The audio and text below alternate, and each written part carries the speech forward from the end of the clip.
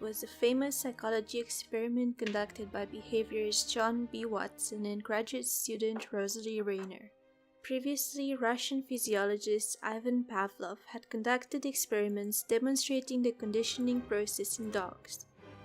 Watson was interested in taking Pavlov's research further to show that emotional reactions could be classically conditioned in people. Watson was a radical positivist. He thought that human behavior should be studied exclusively based on the behaviors that were already learned. Genetic, unconscious, or instinctive elements made no sense to him. He just wanted to study the behavior that he could actually observe. Watson was a researcher at Johns Hopkins University in Baltimore. He began with the idea that most, if not all, human behavior could be explained by the person's learning history based on conditioning. Because of this, he thought it was a good idea to prove that Pavlov's conclusions could be applied to human beings as well.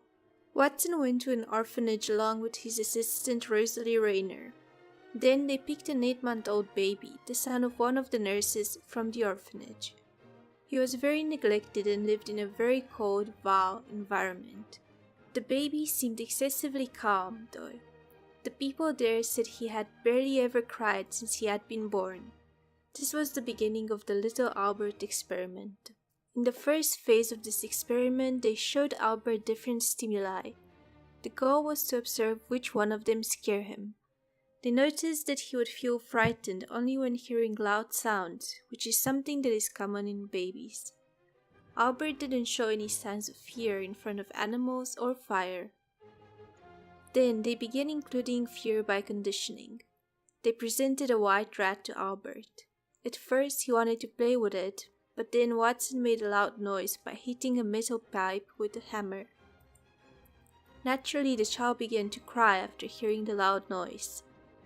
After repeatedly pairing the white rat with the loud noise, Albert began to cry simply after seeing the rat.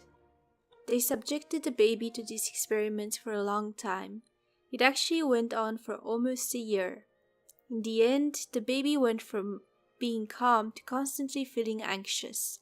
It got to a point where he even felt scared when he saw a Santa Claus mask. During the second part of the experiment, Watson decided to revert the conditioning. However, that never happened as he was dismissed by the university due to his controversial experiment and for having started a romance with his assistant. While the experiment is one of psychology's most famous and is included in nearly every introductory psychology course, it has also been criticized widely for several reasons. First, the experimental design and process were not carefully constructed. Watson and Rayner did not develop an objective means to evaluate Albert's reactions, instead relying on their own subjective interpretations. Secondly, the experiment also raises many ethical concerns. The Little Albert experiment could not be conducted by today's standards because it would be unethical. The question of what happened to Little Albert has long been one of psychology's mysteries. Some envision the boy growing into a man with a strange phobia of white, furry objects. Recently, however, the true identity and fate of the boy known as Little Albert was discovered.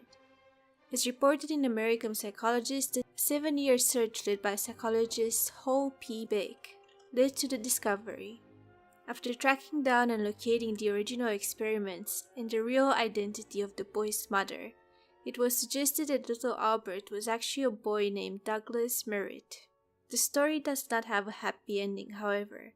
Douglas died at the age of 6 on May 10, 1925 of hydrocephalus, a buildup of fluid in his brain. In 2012, Beck and Alan Friedland published their discovery that Douglas Merritt was not the healthy and normal child that Watson described in his 1920 experiment. Instead, they found that Merritt had suffered from hydrocephalus since birth and presented convincing evidence that Watson knew about the boy's condition and intentionally misrepresented the state of the child's health.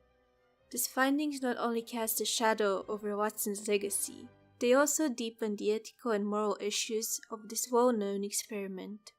In 2014, doubt was cast over Beck's and Friedland's findings when researchers presented evidence that a boy by the name of William Barger was the real Little Albert. Barger was born on the same day as Merritt, to a wet nurse who worked at the same hospital as Merritt's mother. While his first name was William, he was known his entire life by his middle name, Albert. While experts continue to debate the true identity of the boy at the center of Watson's experiment, there is little doubt that little Albert left a lasting impression on the field of psychology.